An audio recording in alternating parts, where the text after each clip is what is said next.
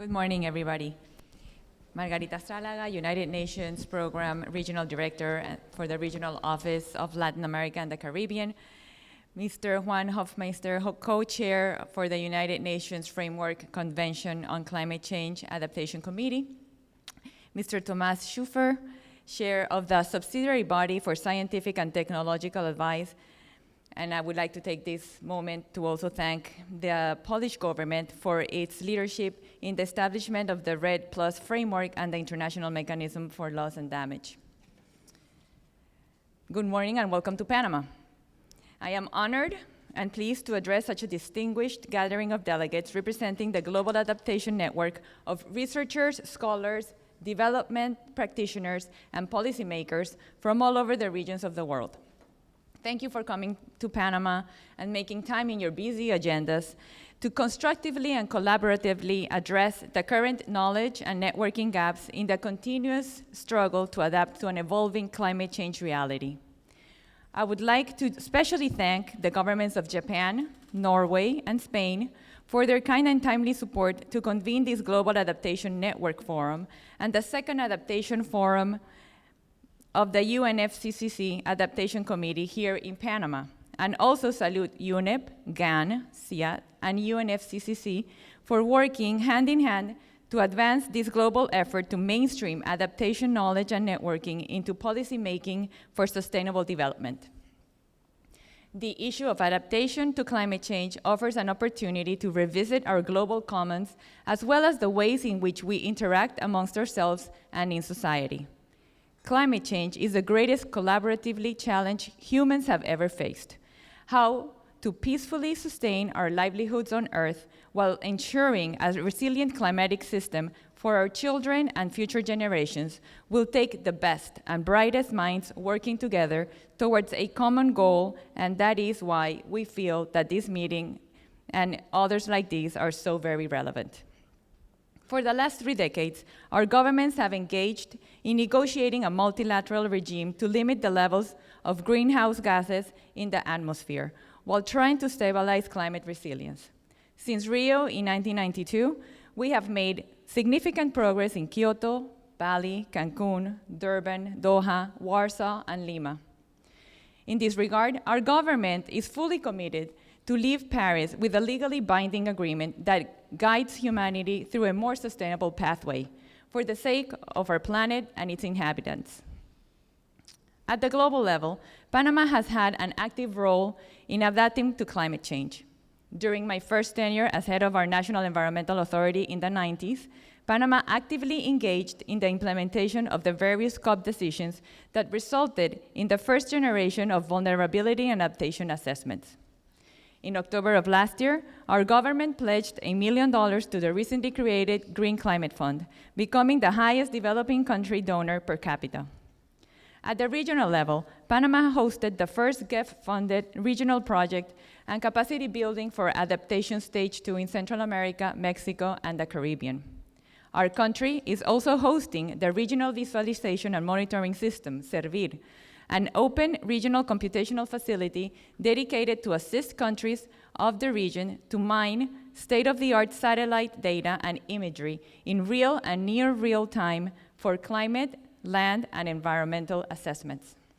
At the national level, I am pleased to announce that last month, our National Assembly passed a new environmental law that includes an entire chapter on adaptation to climate change, including the creation of a National Adaptation Fund and a National Climate Change Adaptation Strategy.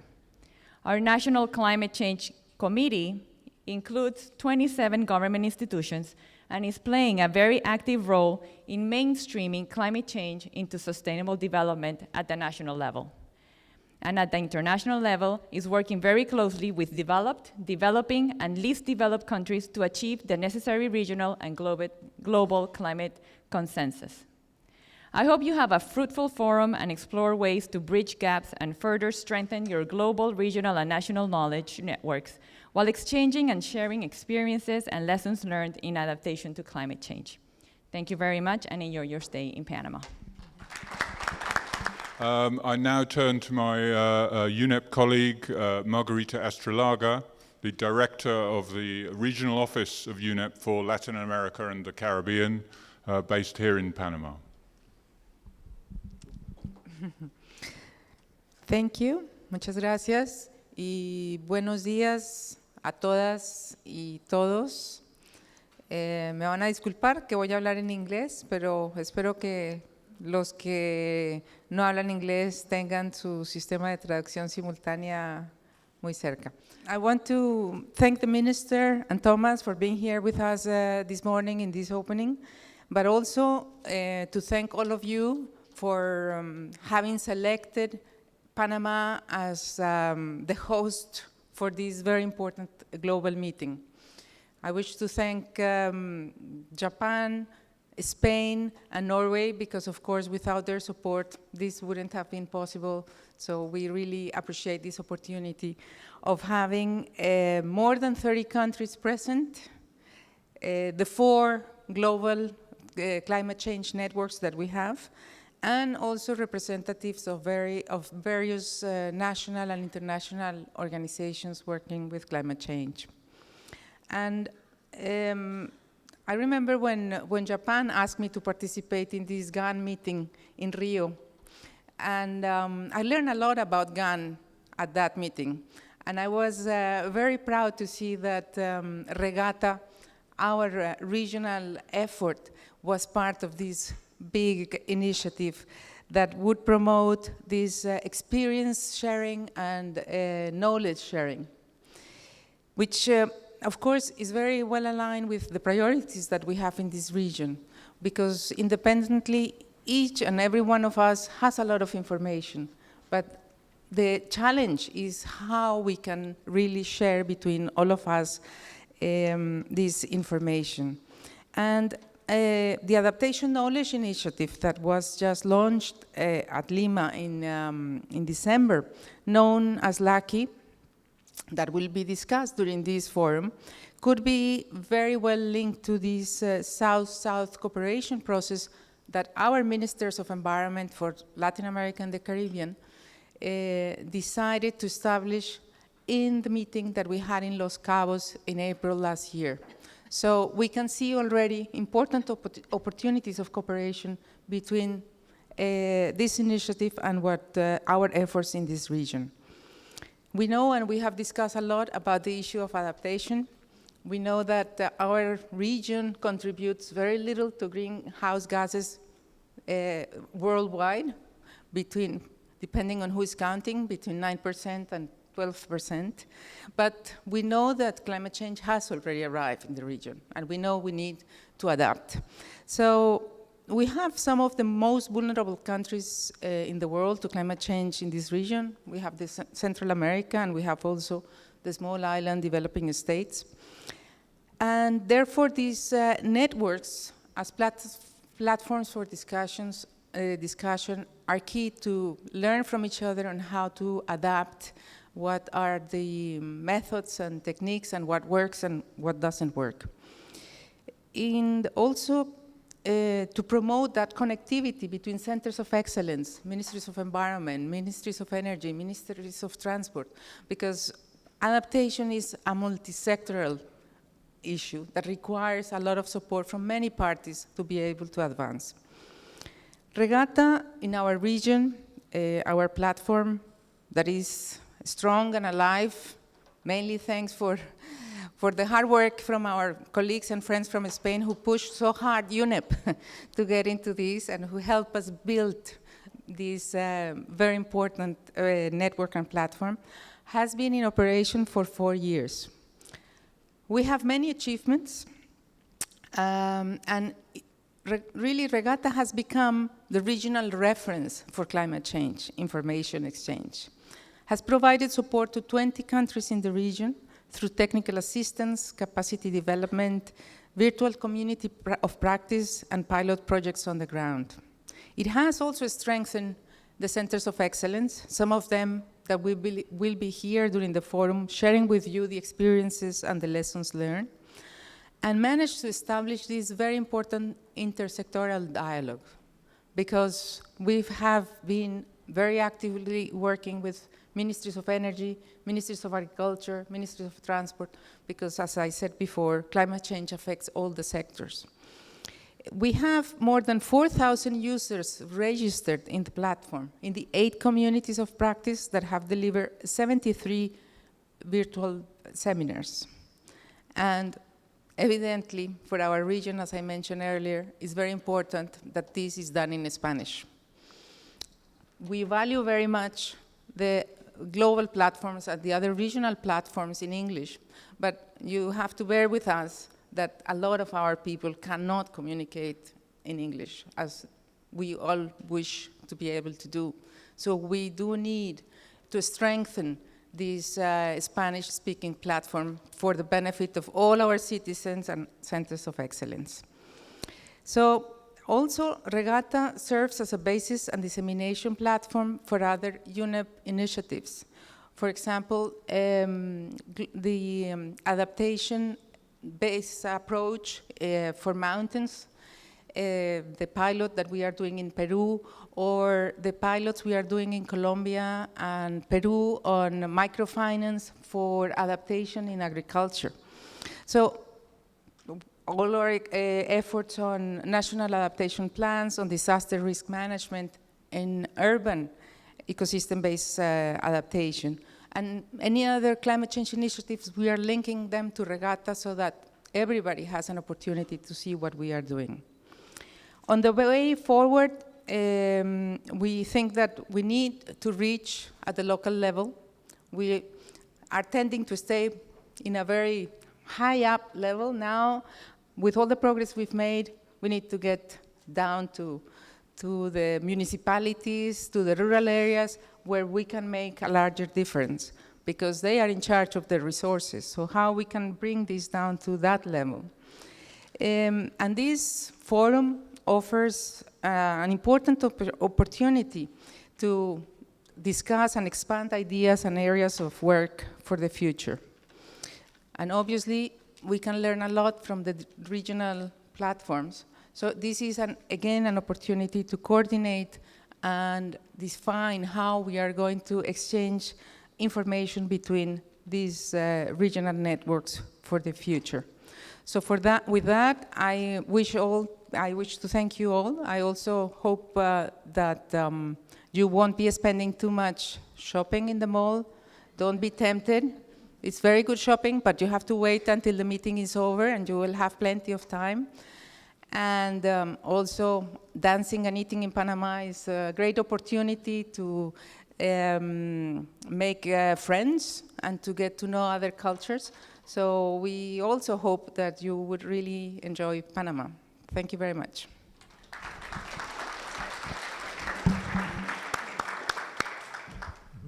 Thank you very much, Margarita. I regret to say that unfortunately Juan Hofmeister, the co-chair of the UNFCCC Adaptation Committee, is not yet with us. The opinion appears to be that he's somewhere between Bonn and Panama at the moment. We hope he will join us later. But I am pleased to say that we have, I think, someone who is a more than adequate substitute from the UNFCCC family, and that is Thomas Khrushchev, who is chair of UNFCCC SUBSTA, the subsidiary body on science and technology. So over to you, Thomas Khrushchev. Well, let me first thank you for the words of appreciation of the role that Poland played in taking forward the process of negotiations in Warsaw, and in particular in having agreed by the COP in Warsaw the establishment of the Warsaw International Mechanism for Loss and Damage, as well as the Warsaw Framework for RED+. We do believe that these two sets of decisions, really played a crucial role in laying the foundation for what we all expect to achieve in December this year, for agreeing in Paris new legally binding global applicable to all agreement how to jointly tackle the challenge of climate change. the challenge that affects everybody. Nobody is safe, nobody is excluded from this equation, and everybody have to act. And in particular, adaptation is this field of activity that deserves the attention of everybody and requires the action by all. Distinguished colleagues, adaptation to climate change is what people expect all of us to ensure. This is about their secure access to food, to water, to energy. It is therefore the challenge that everybody have to meet. And I think one of the very important roles that this first historical meeting of the Global Adaptation Network, which takes place in Panama, which is quite symbolic because Panama is, I believe, is the place where the whole world connects together, east and west, north and south. And it's not only because of the canal. So it is very important that this historical meeting helps to elevate the adaptation as the task, as the issue, to the level of attention that would be noticed by policymakers, by decision makers all over the world. GAN is probably the best tool to translate the needs of people on the ground into the language of what could be used to communicate these needs to the governments, to local governments, to regions. And this is in the focus of what UNFCCC is doing, both the Adaptation Committee, and I'm honored to be a member of the committee, but also SABSTA as the body that is meant to translate the science into the language of negotiations, to proliferate knowledge and experience among local communities, to include cities, possibly businesses, to include everybody in leading to the world that would be more resilient, the world that would be safer. We cannot change the climate immediately, but we can work on slowing down the processes. We can work on limiting the dangerous changes, but we have to respond to the threats that are present and that are everywhere. Adaptation is about infrastructure. It's very important for agriculture. It's public health issue. It deserves proper education. It's part of development planning.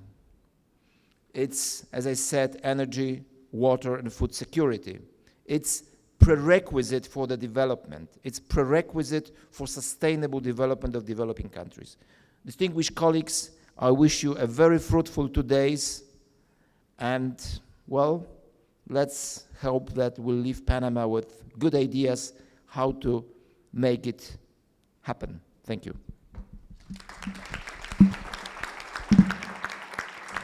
I'd like to thank all three speakers, Minister, Director, and Chair of SABSTA. Thank you very much for your support to this meeting, which I think means something quite significant to the participants in the meeting. And I think you have also placed a certain challenge for us. You have placed high expectations on this meeting and what can be delivered at it and after it. We will need to work hard over the next 2 days to meet that challenge. So thank you very much for your contributions. Okay, good morning again, everybody, and welcome to the first GAN Forum. I hope you all arrived here well. I can see there's still some empty chairs. I hope they will be filled up during the rest of the day. I hope you had a good rest. I know some people have 8-hour time differences, 12-hour time differences, and I hope I don't catch you sleeping during this day. My name is Felix van der Plaat. I've worked for the GAN Secretariat in Nairobi for the past 4 years, and I'm very excited that this is the first GAN forum that we're now having here in Panama. So, bienvenido. The first GAN Forum is organized by UNEP and CIAD, and also we are hosting the Adaptation Committee Forum, which will be taking place tomorrow and which is organized by the UNFCCC. We are very grateful for the support of the government of Japan, the government of Spain, and also the government of Norway, who has made it possible for us to have this first GAN Forum here in Panama. I'm going to be the moderator, so I'm supposed to be keeping time for the rest of the day. So I'm very sorry that we started a bit late. I'll keep this session much shorter than we anticipated it. So I'll just give a very brief overview of why we are here, who is here, and then we'll go on to a speed meeting between the rest of you. And I've seen that people tend to sit with the people that they already know and that they're already comfortable chatting with. So I just want to grab this opportunity in a few minutes that you reach out a hand to the people that you do not know yet and you introduce yourself. Here amongst us today are various representatives from different governments, as well as adaptation networks, adaptation practitioners from all over the world. As you might know, the GAN works through its regional network, so we have representatives from all the regions across the world, and as well as from the global level.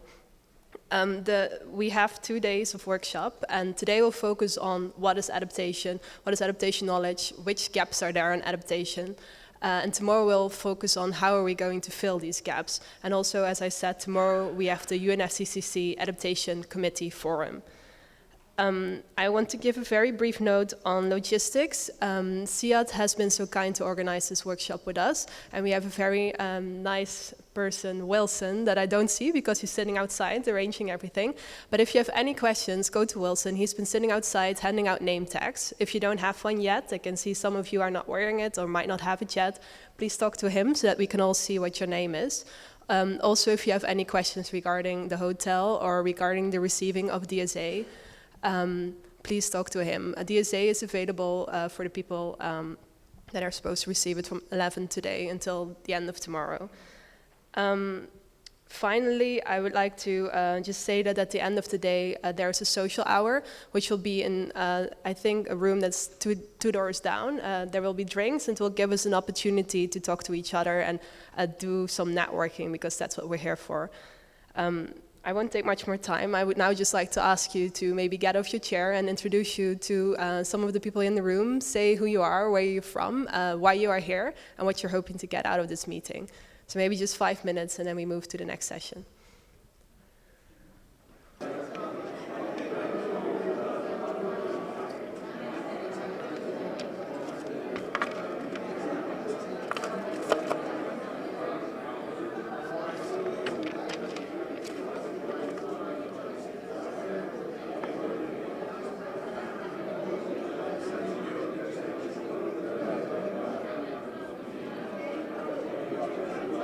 Okay, thank you. It seems like everybody's getting to know each other. Since we're quite short on time, I would like to now move to session 1. If everybody can go sit down to their chairs again. Session 1 will be by Barney Dixon and will be a short introduction on the Global Adaptation Network.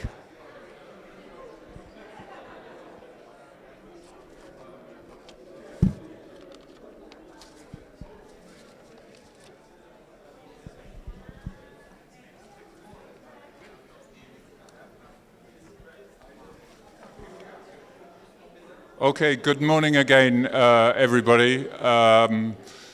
You'll be relieved to know that this is the last you'll be hearing of me for a little while. After this, I'll be invisible and will fade into the background.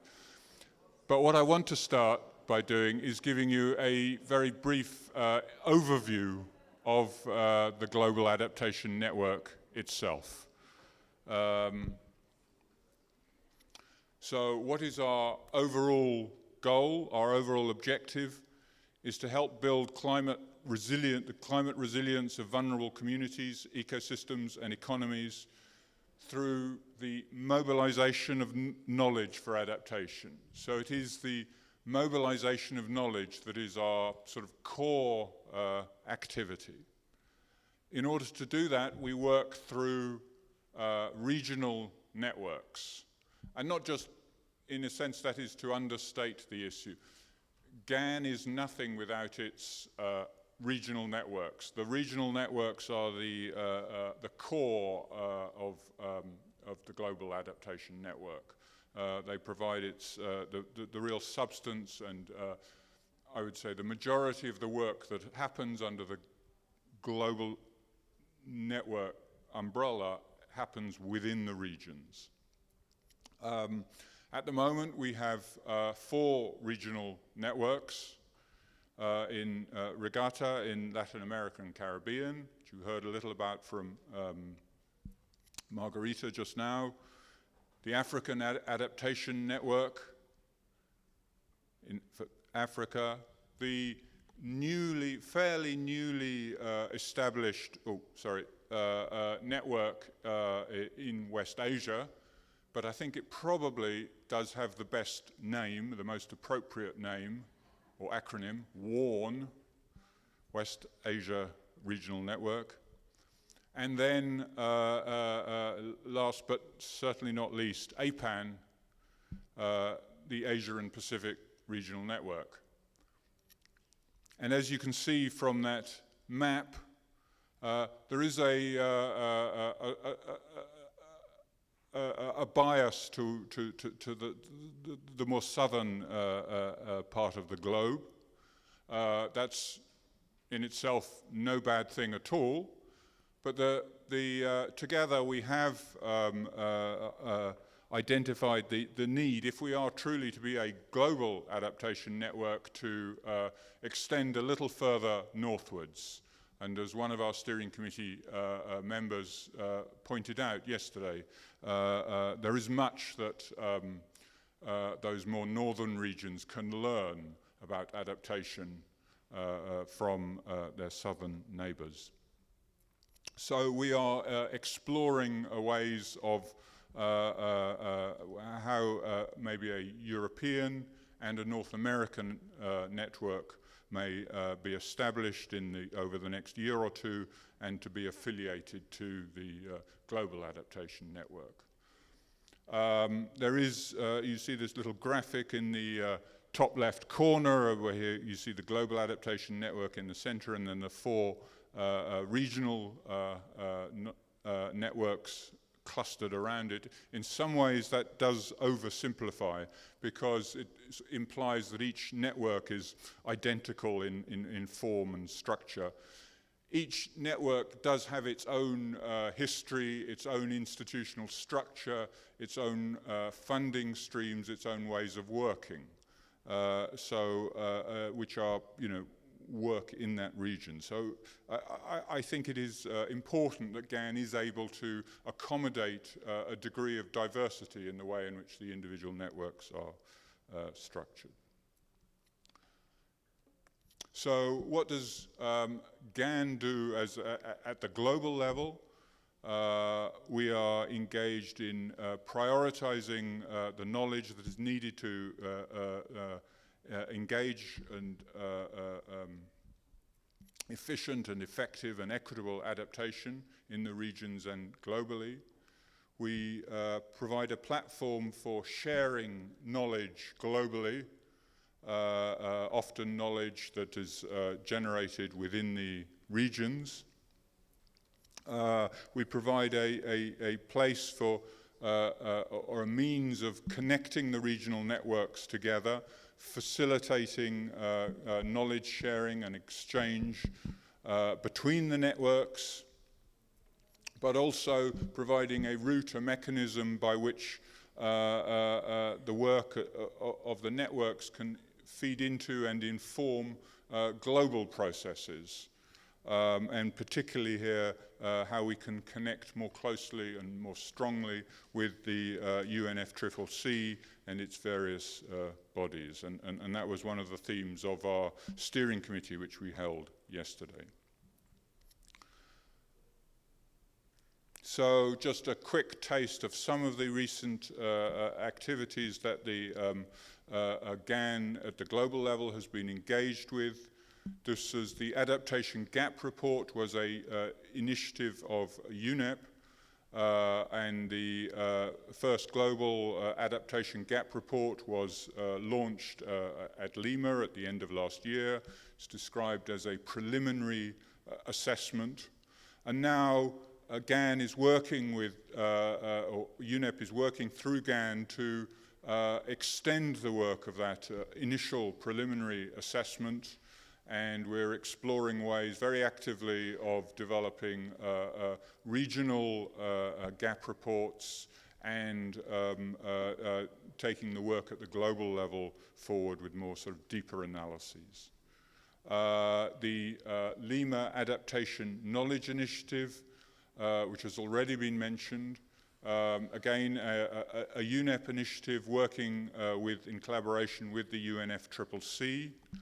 A pilot study was undertaken to inform the development of the initiative in the Andes, and now again we're working through GAN to take that forward in other regions within the global network. I think, and finally, Adaptation Knowledge Days. This is, we've had, these are held annually in Bonn, coincide with the time of the UNFCCC meetings in Bonn in June every year. It is done in partnership with UNDP, the World Bank, UNFCCC, and IUCN. And again, we're working through GAN now to ensure that we have the most productive and useful and informative exchanges at those meetings. The meeting each year is typically focused on a particularly topical current issue within adaptation. And this year the agenda is still under development, but will be very likely to be focused on finance for adaptation. And finally, the GAN Forum itself, which you are just starting to participate in. Our aim is to facilitate exchange and collaboration amongst global adaptation practitioners and decision makers, and that is all of you, whether you are currently associated with or affiliated with or participating in any of the regional networks, or possibly not yet, but maybe you are future collaborators of the regional network and the global network. And the discussions at this meeting over the next 2 days will inform the future work and direction of the global network and its component regional networks. So that's it, a very brief overview of the global network and the regional networks. You will learn much more, I hope, about both of them in the course of this meeting. So thank you very much from me. Thank you. Our next presentation will be by Anne Olhoff. She will be presenting on the Adaptation Gap Report that was briefly mentioned by Barney. Anne Olhoff works for the UNEP DTU partnership that is based in Copenhagen. Today. And first of all, I'd like to thank the organizers of this first GAN Forum for inviting me here to present some of the key findings of the UNEP Adaptation Gap Report that we released in Lima at the Conference of the Parties last year. You may know that UNEP has been producing so-called emissions gap reports since 2010, and they basically show where we headed in terms of emissions, where would the 2020 pledges get us, and is there a gap between where we would get with the 2020 pledges and where we would need to be in order to have a likely chance of staying below 2 degrees warming, average global warming, compared to pre-industrial levels in this century. So over the past 2 to 3 years, there's been increasing requests by different parties for UNEP to produce a complementary report on adaptation to this emissions gap report. So that's very briefly the background and the motivation for going ahead with this report. I should also note that UNEP actually, the year before last, produced an Africa Adaptation Gap report, and I think there's a new one just being released right now, looking specifically at the Africa region. One of the rationales also for looking at adaptation gaps is that we often talk about reducing vulnerability, increasing climate resilience, and building capacity. And of course, that's ultimately what we all want to achieve. But it's also sometimes quite vague. And we thought that by focusing on gaps, which has a clear focus on goals and targets, and thus where we want to be, would make it more easier to set direction for adaptation and also for tracking progress. So we want to know where we want to go, where we're headed, and whether we are moving in the right direction or not. That also means that although this is focusing on adaptation gaps, and it's in the title, what we're really interested in is exploiting adaptation opportunities, and those we can identify by being more specific about the gaps that we want to address. So I hope that the presentation can initiate some discussions, particularly about how adaptation networks can contribute to closing different types of adaptation gaps. So just to give you a little bit of more background about the report, the aim, and as Barney already mentioned, this was a very preliminary assessment. It was basically to set out a framework for how you can assess adaptation gaps and to test it and get response and feedback on whether this was useful or not. And the first responses that we got based on the presentations in Limas and consultations with different organizations and different parties to the negotiations were quite encouraging. So we're actually moving ahead this year, and we want to do a more thorough investigation looking into finance gaps in more detail. We engaged 29 authors from leading institutions around the world to produce this report. And we also had a very nice and good and excellent steering committee, and we have two of its members here in this room today, Salim Huq and Richard Klein. Pleased to see you both here.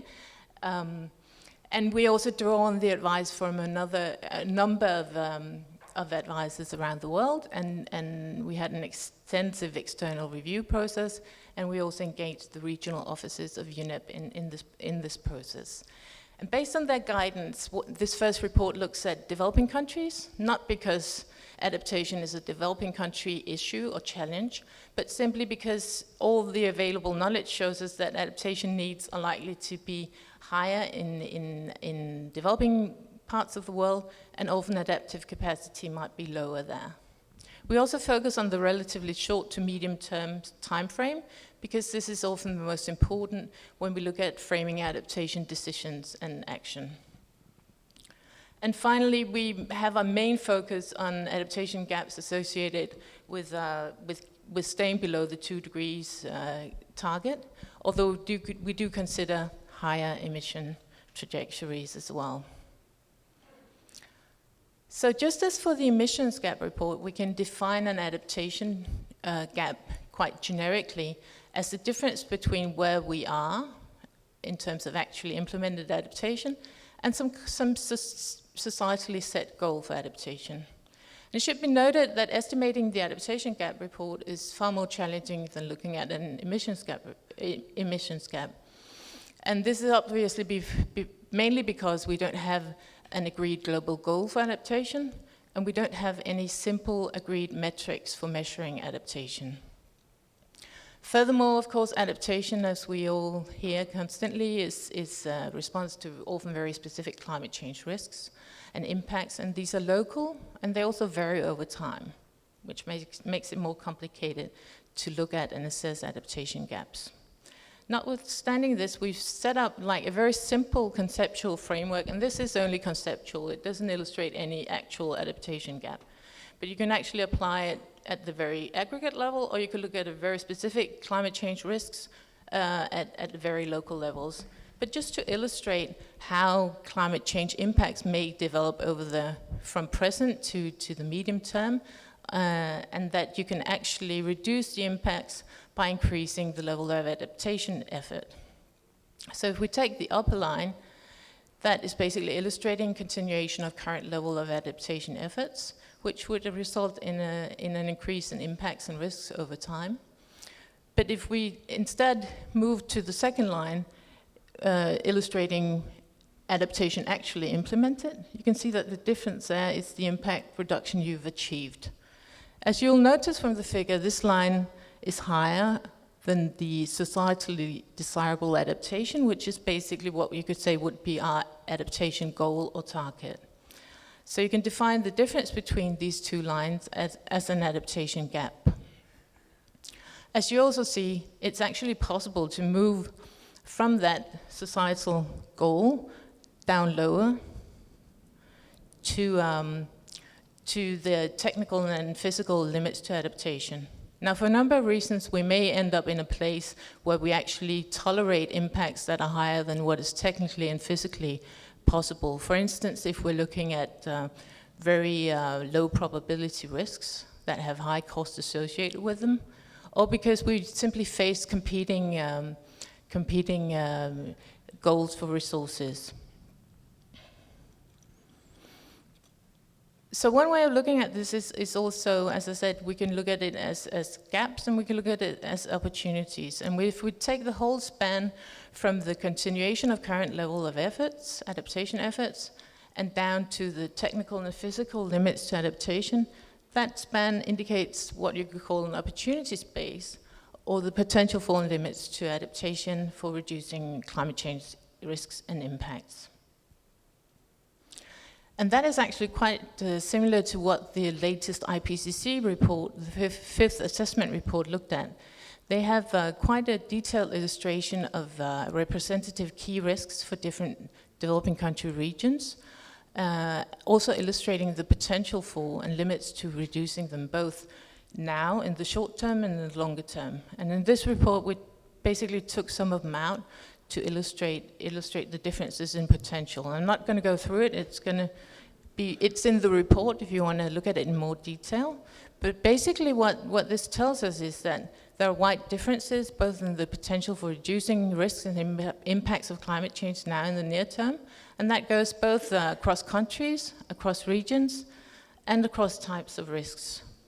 But what's also significant is that this potential depends both on climate and non-climate stresses.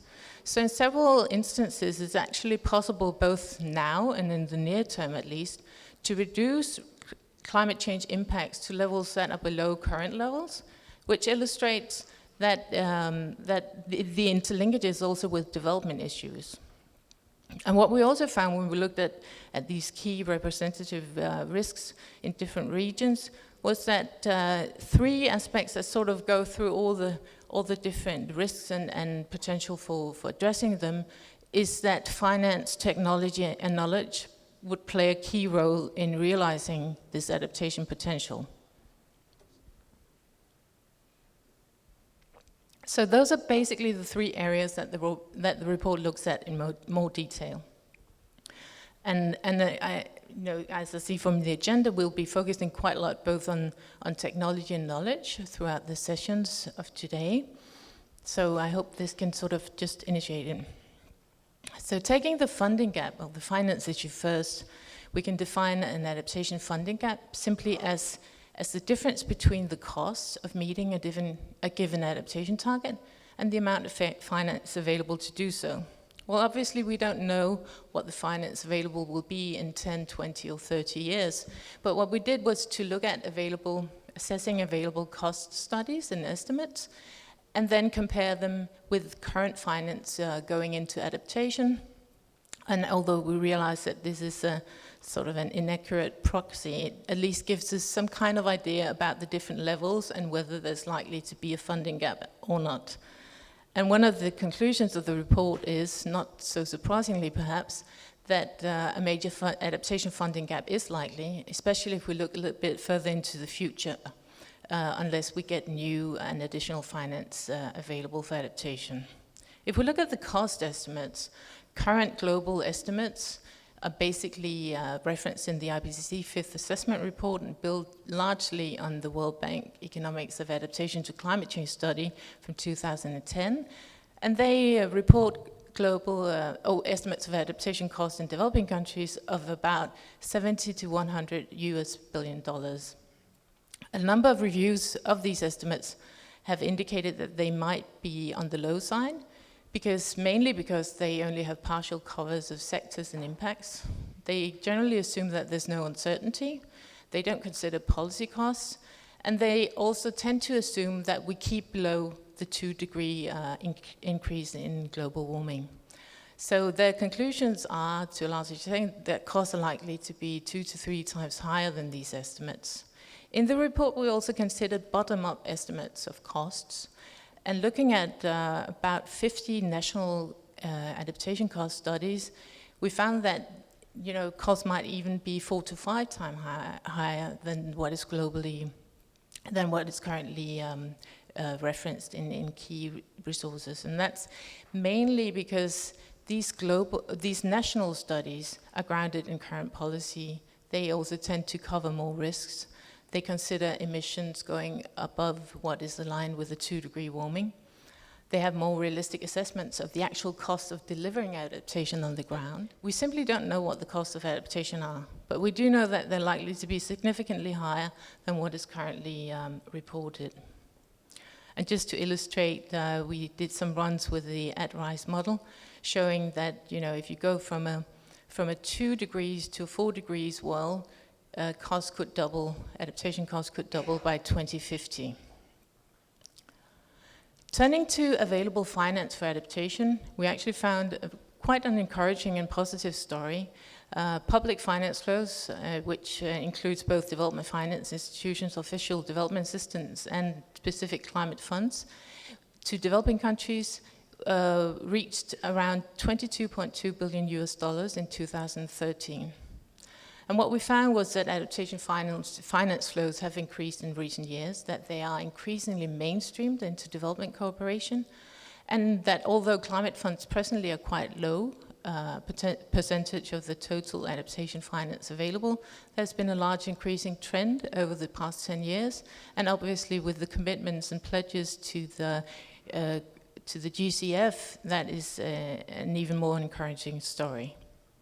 And it should also be highlighted that our analysis underestimates finance flows because we don't have private sector and domestic spending including because of the lack of data. So to sum up on the funding gap, we find in the report that scaling up adaptation finance remains a pressing priority. We also find, of course, that a large factor will be the extent to which we actually achieve emission reductions, because costs will be highly correlated with emissions. Another point worth highlighting is that risks and needs are not equally distributed. Especially LDCs and SIDS are likely to have much higher adaptation costs and finance gaps. And finally, the report obviously illustrates that the Green Climate Fund could play a very central role in bridging the adaptation funding gap. We also look at technology gaps, and the way we approached it was basically, to a large extent, based on the information available from the technology needs assessment carried out in 36 countries, and we just initiated a new round of the TNA project funded by the GEF, looking at 25 new countries as well.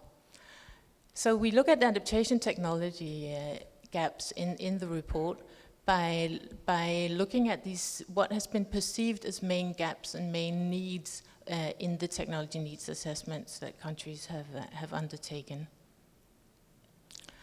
So what we find is that although technology gaps span all sectors, they are particularly large in water and agriculture. That is what countries tend to prioritize, technologies for water and agriculture, as you can see from the figure. We also find that what really works usually is to focus on technologies that serve a wide variety of purposes above and beyond climate change issues alone. So they should really be integrated into larger development challenges and objectives. We find that the key issue in the short to near term is actually not so much new technologies, but it's rather accelerating the diffusion of the existing technologies, and that research and development can play a very central role in this. We also find that the international transfer of technologies would be particularly important in relation to improved crop varieties, water use efficiency techniques, and monitoring systems. Finally, we look at knowledge gaps in the report, and we define those knowledge gaps simply as the role that knowledge can play in filling any specific or particular knowledge gaps. Again, we focus not so much on the very long term and the very basic knowledge production and reducing uncertainty, but rather on how can we improve or how can we bridge adaptation gaps by improving knowledge in the short to medium term. And the chapter focuses specifically on production of new knowledge, but also of integration of different bodies of knowledge, and of basically looking at the transfer and uptake of knowledge, making adaptation action more efficient. So what the chapter finds is that basically there's large potential for knowledge to contribute to bridging adaptation gaps in the short and medium term, especially if we focus on making more efficient use of existing knowledge. This is something I think that this forum can contribute to. We also find that systematic approaches and analysis is currently not so common and would be a huge area of opportunity, and that including on monitoring and evaluation of adaptation. And finally, often we can tailor knowledge better to the needs of the users.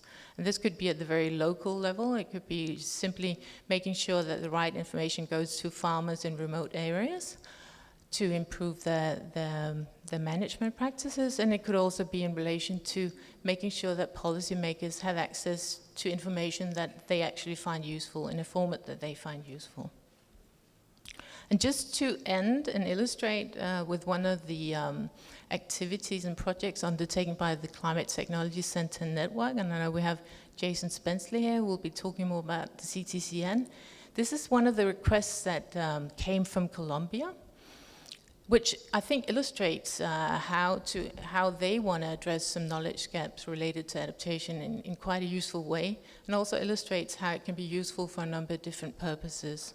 So basically this project that we've just started implementation of is about establishing an integrated national monitoring system for adaptation. So looking at indicators, looking at a more coherent and common methodology for assessing the impacts of adaptation activities at different levels, which would enable the country to actually compare results and efficiency of different types of measures across a number of different types of risks and adaptation actions. And at the same time, it could be, I think it could be useful examples for other countries to follow. And they also plan to use it to basically live up to their inputs for the national communications and for the biennial reports to the UNFCCC. So this was some of the key findings of the report. I know that colleagues from UNEP have actually carried a number of report hard copies of the report here, and they will be available later today. But you can also access the report through this link, and there is also online access to some annexes supporting information for some of the chapters. So thank you very much. I look so much forward to our discussions today and tomorrow, and I hope that we can initiate that a little bit now if we have time. Thank you.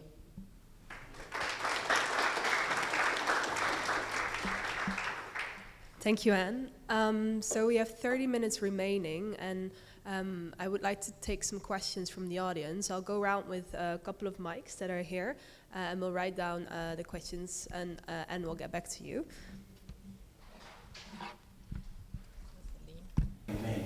The first one is to reflect a little bit about the current and previous paradigm of looking at adaptation, mainly from a developing country perspective.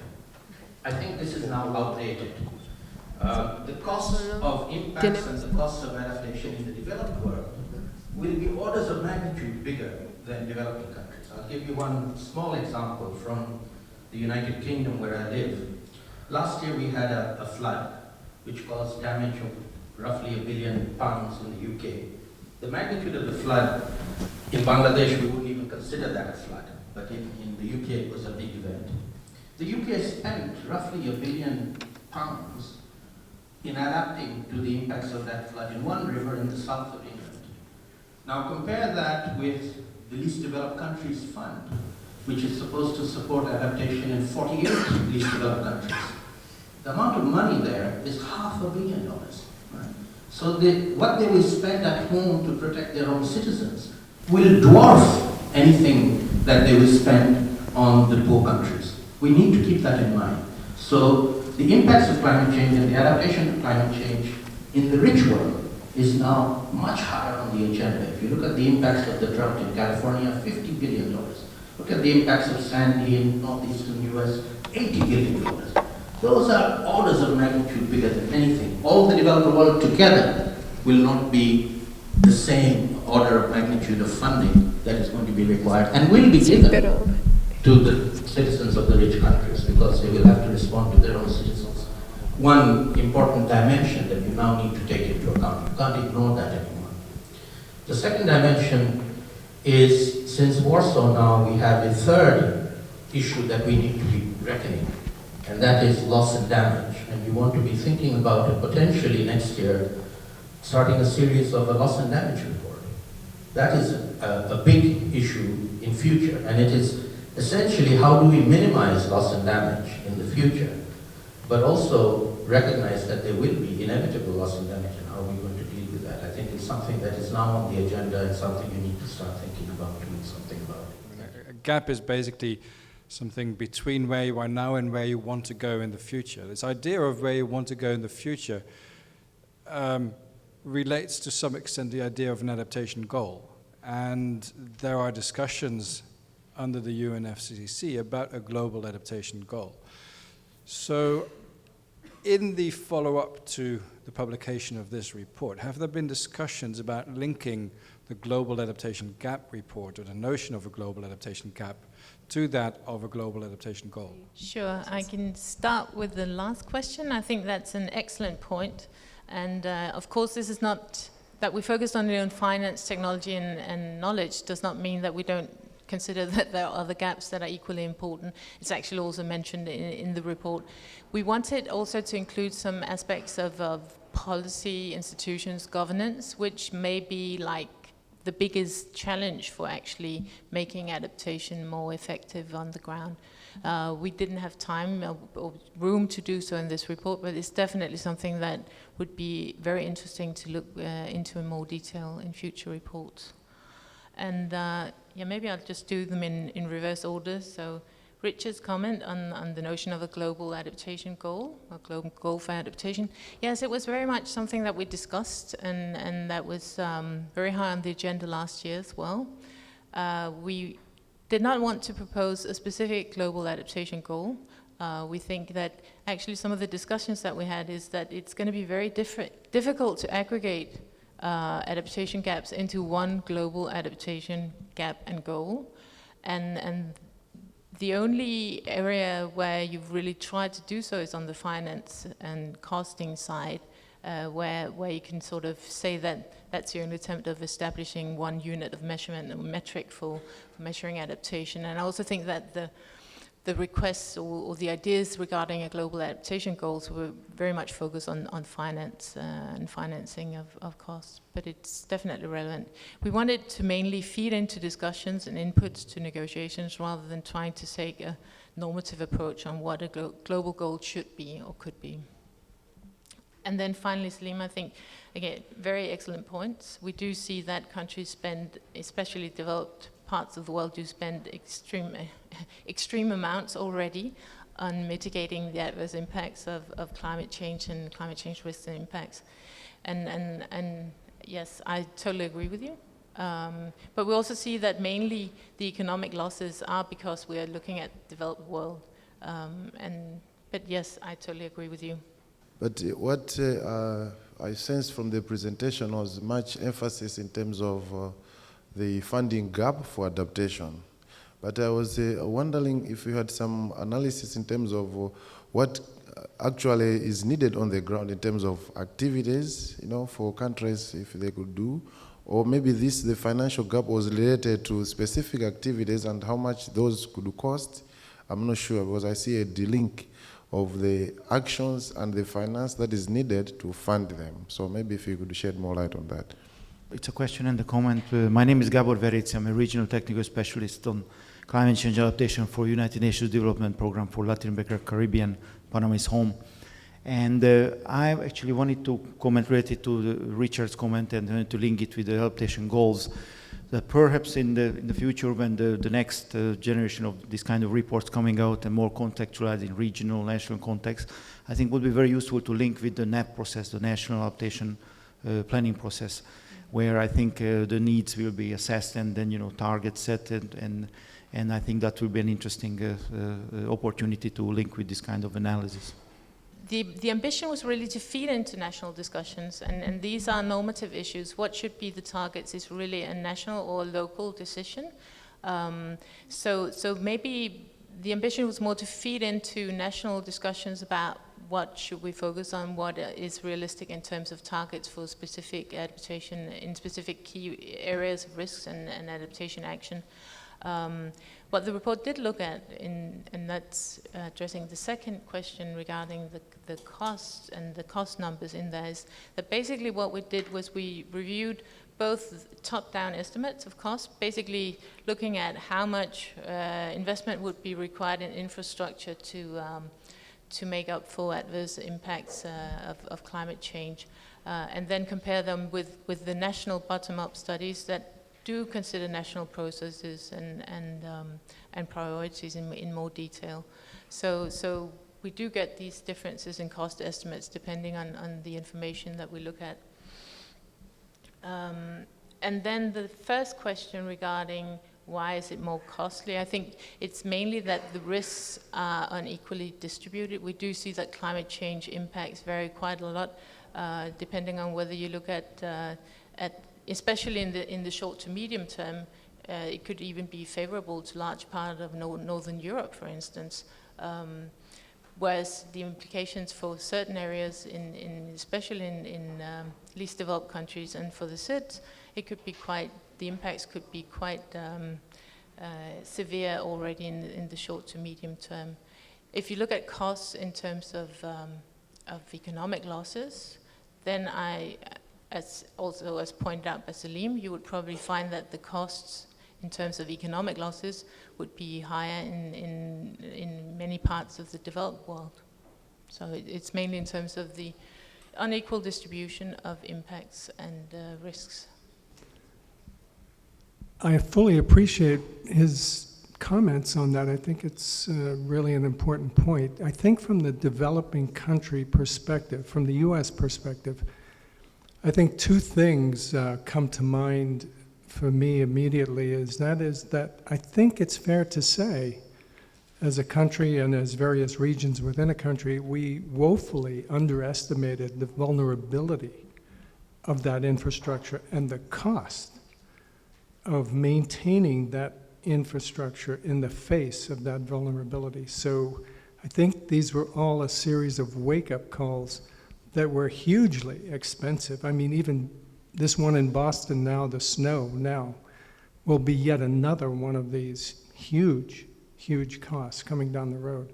But I think it has broader implications as to the cost of infrastructure and the vulnerability of it. I mean, and developing countries beginning perhaps to grapple with whether or not, to what degree they are really vulnerable or not. Maybe an observation that I would make is that we often see these kinds of analysis coming out, and it's just a suggestion perhaps moving forward, hearing that perhaps there might be more regionalized analyses that would be undertaken. Often these are done, they're printed up, shared around, and about 12 months later they get forgotten until somebody 2 years down the road does another assessment and we repeat the cycle. And I wonder whether you might consider moving forward, looking at the way that the IPCC, for example, is talking about getting out of producing the analysis, printing it and turning it more into a dialogue, not only with the national decision makers, but with the others who are producing this kind of report. At IDRC, we do some of these sort of assessments at the outset of new programming areas. And could this be a way to start to broker knowledge across the community of people who are doing these assessments at this stage, so that we're really making sure that we're accumulating as widely as possible the knowledge that your studies are bringing out with others that are coming out from, you know, not only the UN processes, but other research and capacity building assessments that are being undertaken. Yeah, well, the ambition with these UNEP emissions gap report and adaptation gap report is very much to bring on board colleagues from different institutions, not only within the UN. So we do actually invite and really welcome contributions by key experts in the regions as well. So that would be really interesting, and it's something that we seek to do already. So this was not an internal UN thing. It was basically involving key experts, also IPCC authors in the process. It's always a bit pressed for time producing these reports, but as I mentioned, we are starting up this year's report, looking more into finance and costs. And I'd be happy to, you know, if any of you in this room is interested in contributing in some way, formal way, please approach me and let's discuss, because we'd like to have as many on board as possible.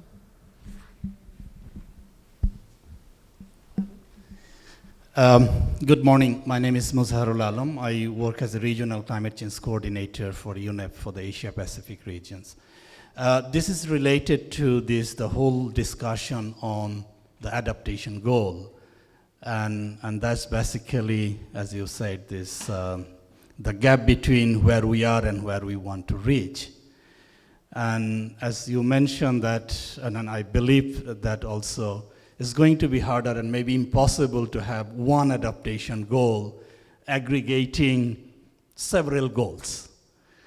Just an idea or the thought, if we looked into the convention language where it's talk about three major things: the ecosystem to maintain its services or adapt, and then the food production, and then the whole aspect of sustaining the development, which obviously need to be unpacked as a sectors, the transport, energy, all those things. Whether it is worth considering, at least to start thinking whether we can come up with three sets of goals against the main three areas, and where we are and where we want to reach, and then try to see whether we can find the gaps, including all the areas that you have mentioned, the finance, the technologies, etc. So that's the one, just sharing the thoughts, whether we can start thinking, unpacking those convention language and setting the goals. The second is what Gabor has mentioned, is the NAP process, which can probably an input as a bottom-up process to support this kind of the assessment as those documents is becoming available. But at the same time, if we really want to target to use that information, then whoever involved in the NAP process and then supporting the countries also need to look into this, the adaptation, the goal aspect, and what are the technologies, the finance required. So I see this the both way, the information, the flow is necessary for that. Thank you. Yeah, thank you, Babu. I very much agree with you, and actually the National Adaptation Plan process is a really good opportunity for defining some of these goals at a national and subnational level. It was exactly the intention with the report to sort of push for unpacking some of these very aggregated notions of reducing vulnerability and be much more specific and set more specific goals. So I very much agree with you, and I hope we can discuss that in more detail during the next 2 days. Thank you, Felice. I'm Janak Pathak. I work for UNEP in Provia Secretariat. Regarding the issue that Felice has raised, I just wanted to link with the work that Provia has done, especially to bridge the gap in the research, and that can also complement to the policy and decision making. So Provia initiated these research gaps based on the existing literature and also IPCC, and also like the report from the IPCC working group too. And how we did this to bridge the gap is initially, let me just brief you, this is initiated by Cynthia Roslin, and she's also in the SSC member, Scientific Steering Committee member of Provia. So to initiate this work and to bridge the gap between decision maker and researchers, first stage was like consultation with the experts. Where are the gaps in research? And then the second session was consultation with the policymakers. And then what we did is like it's the integration of the policymakers and experts to bridge the gap. And that is one of the kind of example that I just wanted to present related to what Felice just mentioned. And I think this has helped in a way to bridge the gap, especially where is the research is needed, and then where like decision makers needs to be focusing in their decision making. One of the example, it's not quoted, but for the financing the research in climate change, a European Commission has also like referenced Provia, and then also there is also like mention of the DFID when they were doing their financing their research kind of program, then this report has been used. So this is somehow like there's a connection and then also bridging the gap processes. Thank you.